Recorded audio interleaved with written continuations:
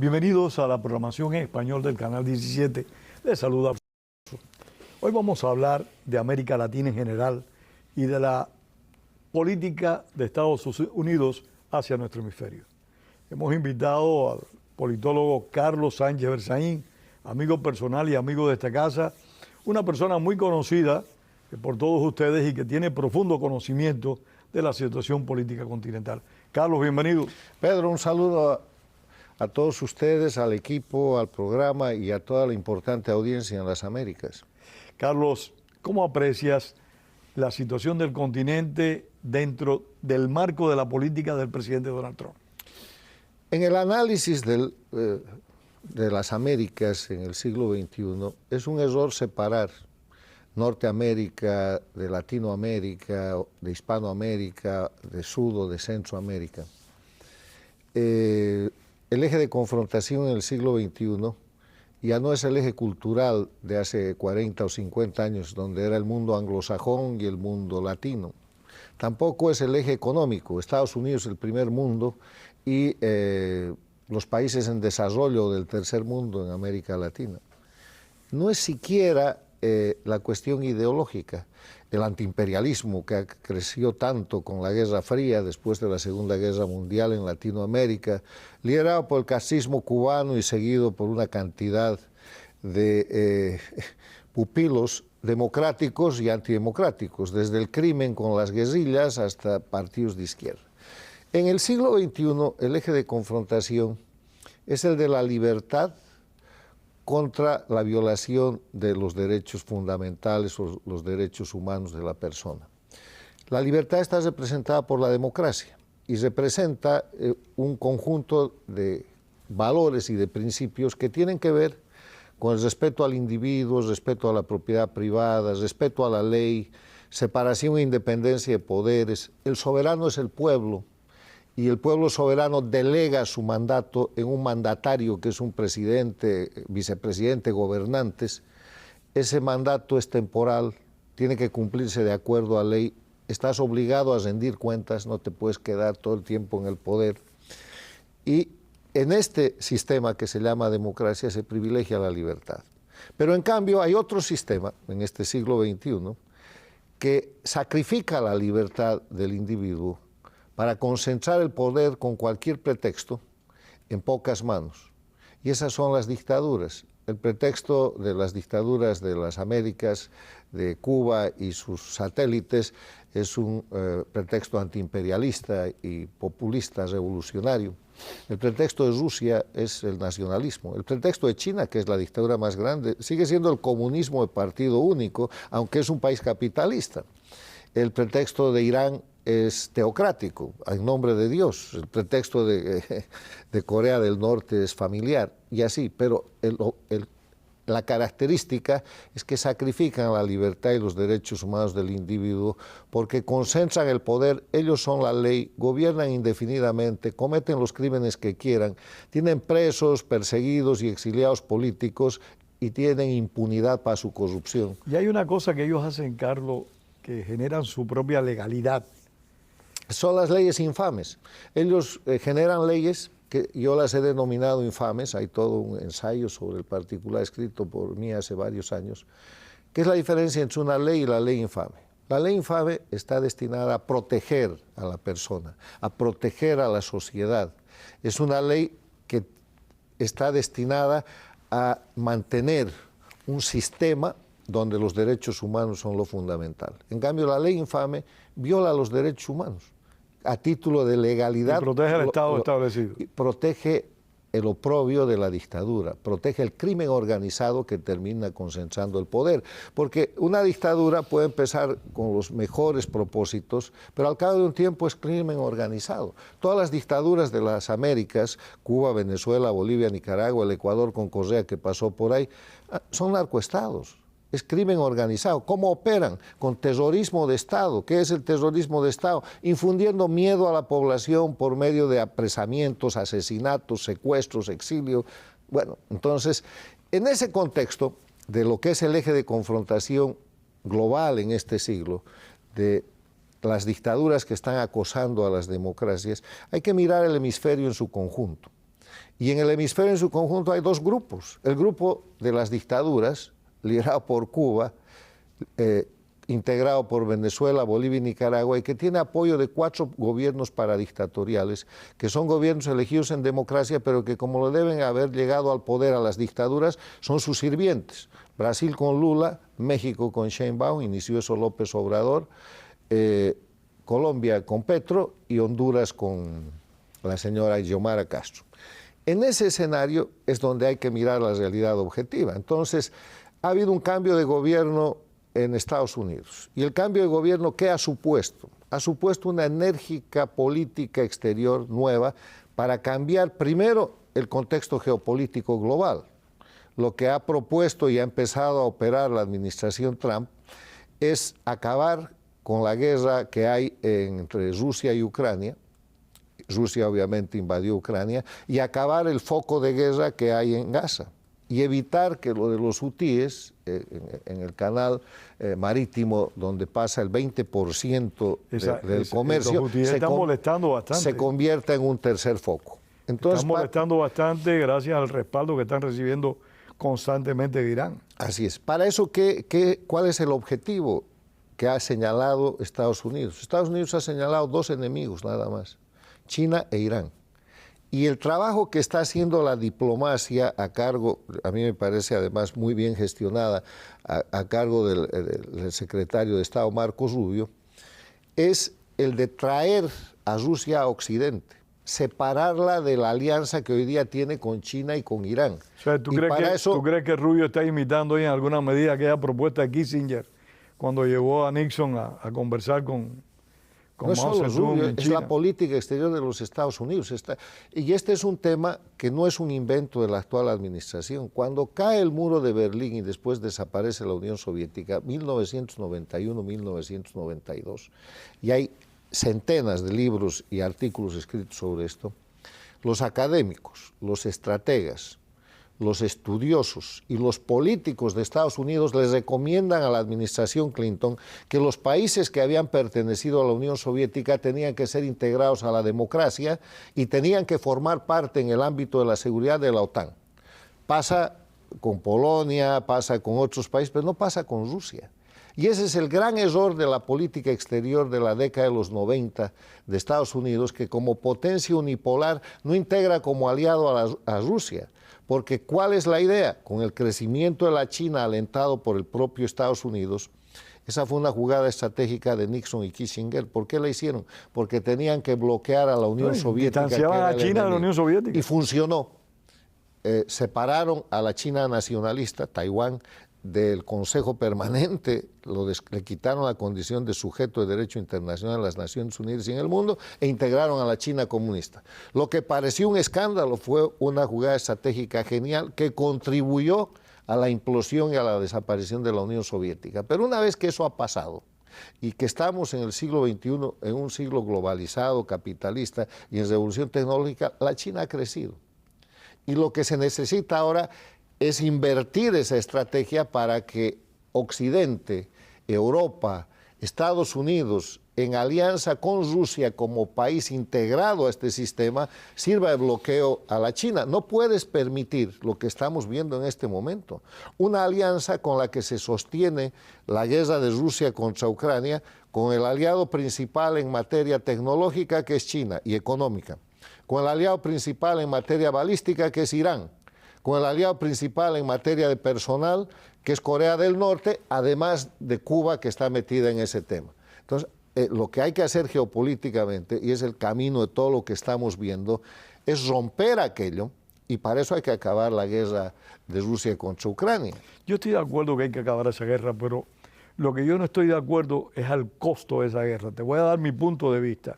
Nosotros, en el año 1898, hace poco más de 100 años, el gobierno de Estados Unidos apoyó a los insurrectos cubanos. No te rías, no te rías. Apoyó a los insurrectos cubanos en su lucha contra la corona española. La guerra se acabó. El gobierno de Estados Unidos, de McKinley, por cierto, el gobierno de Estados Unidos se reunió con España sin los cubanos en París. Y los acuerdos todos fueron en detrimento del pueblo de Cuba. Bueno, el mundo, la historia del mundo está plagada de ese tipo de acuerdos. Bueno, es lo que a mí no me gustaría que se repitiera con El tema Ucrania. del que estamos hablando ahora es un tema que tiene que ver con poner fin a la guerra global. La invasión de Rusia a Ucrania, en que nadie duda que el invasor es Rusia, es la guerra que no debió acontecer. Eso marca el más grande fracaso diplomático de los Estados Unidos, de Europa y de Occidente. ¿Por qué? Porque después de 3 años de guerra, que es lo que tenemos, ¿quién está ganando la guerra? Rusia, me parece a mí. No, la está ganando China. Rusia se ha desgastado, Rusia tiene ventajas en el terreno, los dos pueblos se han desangrado, Rusia y Ucrania, sus economías están golpeadísimas, la deuda por la guerra de ambos países, de Rusia y Ucrania, es colosal. El mundo se ha desangrado porque en el concepto de la guerra global, quien está sosteniendo a Ucrania es Occidente, mientras que con las sanciones que Occidente le ha impuesto a Rusia, ha abandonado el mercado que ganó con la terminación de la Guerra Fría y se lo ha entregado a la China. Antes de la guerra de Rusia con Ucrania, el mercado automotriz era 90% de Occidente. Hoy día no existe, eso es chino. El mercado financiero se negociaba en dólares, ahora se negocia en yuanes. El mercado de la electrónica y de los equipos, hasta el mercado de los restaurantes. Se ha retirado McDonald's y han llegado los chinos y venden hamburguesas con otra marca. Entonces, en ese contexto global, este esfuerzo por cambiar la geopolítica mundial tiene una repercusión extraordinaria y tenemos que volver a América, donde la confrontación es la misma porque Estados Unidos durante todo este siglo ha sido víctima de ataque a través del sistema de guerra híbrida por las dictaduras. ¿Qué es la guerra híbrida? La guerra híbrida es el sistema de agresión donde se usa cualquier tipo de método, en general indirecto, para deteriorar al adversario, para dañar al adversario. Se utiliza la migración forzada, el crimen común, el crimen organizado, el narcotráfico, el tráfico de personas, el ataque cibernético, lo que sea necesario. Y este sistema de guerra híbrida, que es el sistema de guerra actual de la dictadura contra las democracias, tiene además una característica. Te causan el daño y te dan el pésame, porque ahí están. Los mismos que están operando toda la agresión con la guerra híbrida están condoliéndose o haciendo negocios o ganando dinero. O ganando dinero con el agredido. Y Estados Unidos, que es la democracia más grande del mundo y de las Américas, no ha sido el único agredido. Han agredido a la Argentina, han agredido al Perú, han agredido al Brasil cuando no estaba Lula, ahora baja un poco, han agredido a Colombia, han agredido. La agresión por la guerra híbrida con la migración forzada de los 8 millones de venezolanos y más de 1,5 millones de cubanos, ¿dónde ha ido?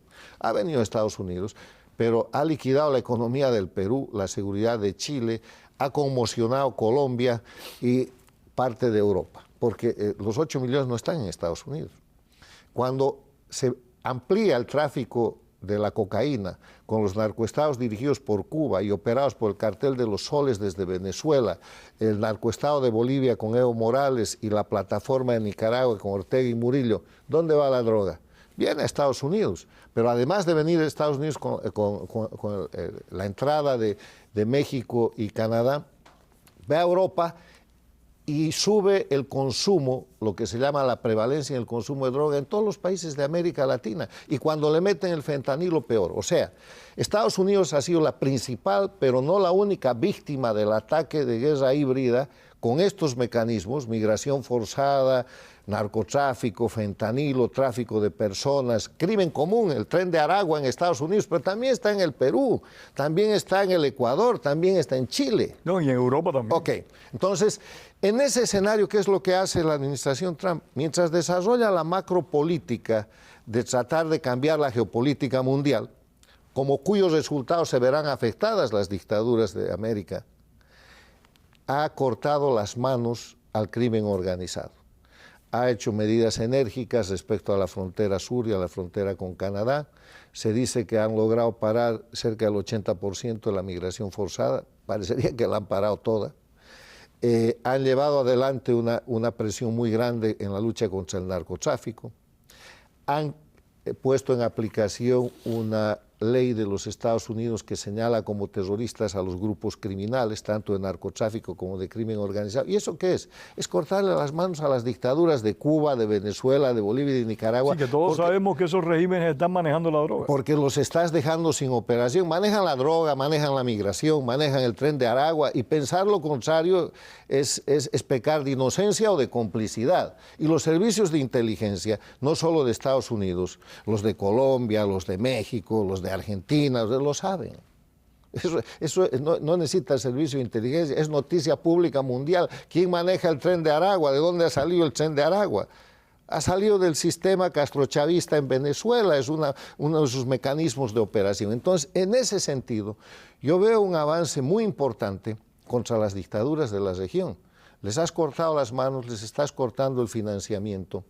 Esta medida de los Estados Unidos de quitar ya las licencias de las empresas americanas que están operando recursos petroleros en Venezuela, seguida de otra mucho más... Me parece muy oportuna y muy conveniente. Otra mucho más importante. El petróleo que maneja la dictadura venezolana, los usurpadores de ese régimen criminal, militar, criminal, que hoy día controla por la fuerza Venezuela, están robando los recursos del pueblo venezolano. El petróleo es robado. Entonces, en ese entendido, Estados Unidos ha dictado una medida que va a aplicar aranceles a cualquier país que compre ese petróleo que es propiedad del pueblo venezolano y que está siendo robado por la dictadura, por el sistema criminal. Y eso ha separado, ha dejado sin clientes rápidamente a la dictadura de Venezuela. La propia India, que era uno de los países que más consumía. China se ha retirado, porque no quieren ese tipo de problema. Porque encima del sistema de aranceles que acaba de salir esta semana, que te pongan 25% más, ningún país en el mundo se puede dar el lujo de perder el mercado norteamericano. Esta es la primera potencia del mundo. Es el primer consumidor del mundo. Okay. Entonces, ¿qué es toda esta explicación? ¿En qué te la resumo?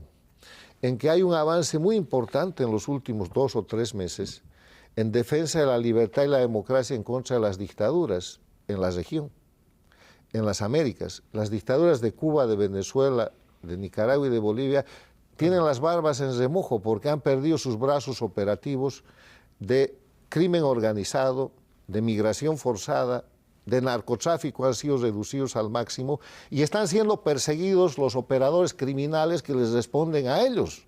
Cada que toman preso un operador, un criminal del tren de Aragua en Estados Unidos, en Chile, en la Argentina o en cualquier país, ese es un golpe contra las dictaduras. Entonces, hay buenas señales, no es una tarea fácil, en las cuales hay que ver que además los países de América Latina participen. México, por interés, ya se ha empezado a poner en línea, pero lo que tiene que hacer México es desmontar su narcoestado. López Obrador ha dejado en México estados que son narcoestados. Un narcoestado se define como aquel estado en el cual los gobernantes hacen uso de sus potestades de gobierno para participar en la cadena del narcotráfico. Y eso es México, abrazos y no balazos y una serie de proclamas que ahora están siendo corregidas, aunque todavía con un discurso nacionalista, porque han entregado una cantidad importante de criminales a los Estados Unidos, están cuidando sus fronteras y están haciendo lucha contra el narcotráfico. Y aquí otro apunte muy importante. Los voceros de las dictaduras, los voceros del crimen organizado, se han dado en los últimos años, casi durante todo este siglo, a la tarea de decir que la lucha contra el narcotráfico es un fracaso. Desde presidentes o dictadores como Evo Morales, Chávez, Maduro, los dictadores Castro y después Díaz-Canel, hasta electos democráticamente como Santos, Juan Manuel Santos de Colombia y otros, a la tarea de difundir que la lucha contra el narcotráfico es un fracaso. Y eso es mentira. La lucha contra el narcotráfico ha fracasado cuando los narcotraficantes han tomado el poder, porque es difícil que el ratón cuide el queso. Entonces, cuando Evo Morales llega a la presidencia, toma el poder en Bolivia, se acabó la más exitosa lucha contra el narcotráfico que había en ese tiempo. Toda la década del 90 está marcada por una gran lucha contra el narcotráfico en Bolivia que redujo de 70.000 hectáreas de coca ilegal a 3.000. el Plan Colombia fue un exitazo extraordinario con el presidente Uribe, pero después llega Santos, se engancha con el narcotráfico, legaliza a las FARC en contra del mandato que le da el pueblo colombiano, diciéndole que no querían ese tratado, mete todo el apoyo cubano y claro, ¿cómo no va a fracasar el narcotráfico? En la lucha contra el narcotráfico la han matado quienes o como operadores del narcotráfico o como narcotraficantes directamente han tomado el poder, porque ¿cuál es la política del socialismo del siglo XXI o del castrochavismo respecto al narcotráfico? Hay que convertir a los narcotraficantes en militantes políticos. El MAS en Bolivia es la organización política, entre comillas, que refleja a las federaciones de productores de coca y de cocaína, eso es todo. Hay que convertir a los líderes, a los narcotraficantes, en líderes políticos. Hay que convertir a los jefes de los carteles en empresarios y a los más distinguidos en gobernantes. ¿Qué es lo que han hecho? El plan del colombiano. Bueno, pero que el socialismo del siglo XXI lo ha puesto en ejecución. ¿Qué es Maduro? Un narcotraficante por el cual hay 25 millones de dólares por su captura. ¿Qué es Diosdado Cabello? Y Maduro es el dictador de Venezuela y el otro es su ministro de Seguridad, del Interior o de lo que sea. El comandante de todas las fuerzas y ministro de Defensa de Venezuela es otro narcotraficante que tiene 10 o 15 millones de dólares por su captura. Evo Morales tiene acusaciones por todo lado y su jefe antinarcóticos tiene que responder la próxima semana ante un tribunal en Nueva York por delito de narcotráfico. Cuando el SAR antidrogas del gobierno hace tráfico de drogas y es capturado por eso, ¿dónde puedes estar? Eso es algo que ha ocurrido con mucha frecuencia en México. Así es, y en Bolivia. Entonces, los narcotraficantes toman el poder político y obviamente que la lucha contra el narcotráfico fracasa, pero cuando haces lucha contra el narcotráfico en serio, como hace por ejemplo la DEA, como volvió a hacer el presidente Lenín Moreno después de que puso en marcha el cambio cuando se reemplazó a Correa. Correa había expulsado al embajador americano. Desconoció todos los acuerdos antinarcóticos, protegió a las FARC, lo que generó el bombardeo de eliminó Angostura, los vuelos. y eliminó la base de Manta, Sí, que era señor. una base internacional de lucha contra el narcotráfico. O sea, montó un narcoestado, así como no va a fracasar la lucha contra el narcotráfico. Llega Lenín Moreno y pone en marcha la recuperación del Ecuador para que ya no sea narcoestado, cuya lucha sigue todavía en manos del actual presidente Noboa. O sea, yo veo un panorama de avance importante. Veo a las dictaduras arrinconadas, perdiendo sus brazos criminales de operación. Veo a los líderes de Latinoamérica todavía muy tibios. Veo la política exterior de Estados Unidos en una operación contundente contra el crimen organizado. Y lo que venga en adelante... ¿Cuáles tú crees que son los países latinoamericanos que están más dispuestos a apoyar al presidente Trump en el empeño que tú has descrito? Es que no se trata de Trump. Se trata de tus propios intereses. A ver, Chile tiene adentro al Tren de Aragua. Entonces, ¿qué tiene que hacer? Tiene que hacer lo mismo que está haciendo Estados Unidos, pero bien hecho. No es un problema de Trump o no Trump. Es un problema de necesidad. No, pero te quiero decir, como tú has personificado, de cada país. Como tú has personificado, Como tú has personificado al preguntarme, yo te he respondido como política de Estado, pero no hay problema de personificar. Ok, pero como política de Estado de Estados Unidos, combatir el narcotráfico de esta forma, ¿qué países de América Latina tú crees que están apoyando más esta disposición? Yo creo que la Argentina está haciendo movimientos importantes. Creo que Chile ha hecho un avance importante, el Perú ha empezado a participar, ni duda que Ecuador, que está acosado por eso y que tiene una elección contra el crimen organizado. Noboa se está enfrentando a la representante del socialismo del siglo XXI del crimen que quiere tomar el poder para darle inmunidad, para que resucite Correa. A Correa y a todo el mundo que está en el pleno crimen. Entonces, yo creo que Panamá está en un avance importante, Costa Rica sin dudar. El Salvador, en vez de mirar quiénes sí, yo diría quiénes no, de quiénes tengo dudas, porque son los menos. Tengo dudas del Brasil con Lula, que es un gobierno paradictatorial. Tengo dudas profundas de Colombia, aunque en materia de seguridad y lucha antinarcóticos ha mantenido un rumbo bastante interesante, con Petro, que es un gobierno paradictatorial. Tengo dudas muy profundas de Honduras con la presidenta Xiomara Castro, que ha hecho de ese país un narcoestado y ha roto, aunque parece que ahora ya quiere restituir los tratados de extradición con Estados Unidos porque se iban a llevar a sus familiares, después de que han sentenciado al expresidente Hernández en una corte de Estados Unidos. Y tengo dudas de México. que aunque el discurso es muy bueno y la reciprocidad de parte del presidente Trump es muy simpática, tienen que hacer mucho más. México tiene narcoestados dentro de sí. México ha cometido una cosa gravísima cuyos resultados vamos a evaluar en los próximos días. Ha hecho elegibles a los jueces. Y en estados controlados por el narcotráfico, los jueces van a ser operadores del narcotráfico. La ley pasa al bolsillo de los narcotraficantes. Entonces, yo creo que el rumbo es bueno.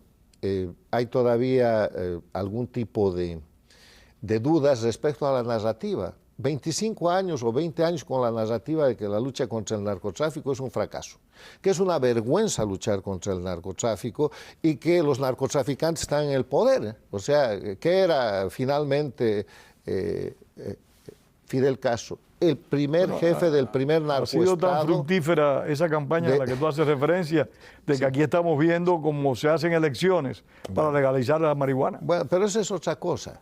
Porque para mí la marihuana es droga también. Bueno, pero hay una clasificación en el mundo de las drogas. Tú tienes que ir a 1961-63, cuando se hace el primer tratado de las Naciones Unidas respecto a los alucinógenos.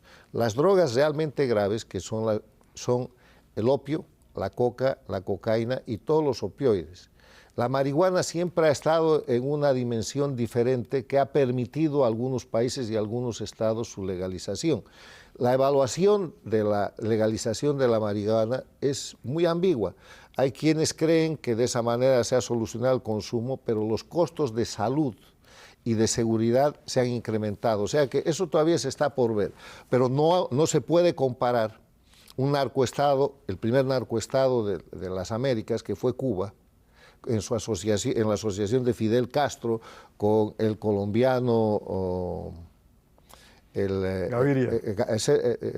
Escobar Gaviria y el boliviano Suárez Gómez, que terminó con el fusilamiento del general Ochoa y de la Guardia, y etcétera. El primer narcoestado. Esa política ha crecido y ahora los narcoestados están impunes. Gobierna el narcoestado de Cuba Díaz-Canel. Y así sucesivamente. Muchísimas gracias por haber estado aquí con nosotros, a Carlos Sánchez Berzaín, y a ustedes por haber compartido con nosotros esta tarde. Y como decía el apóstol José Martí, la palabra es para decir la verdad y no para encubrirla. Hasta el próximo domingo y como siempre, pásenla bien. Gracias. Gracias, don Pedro. Gracias.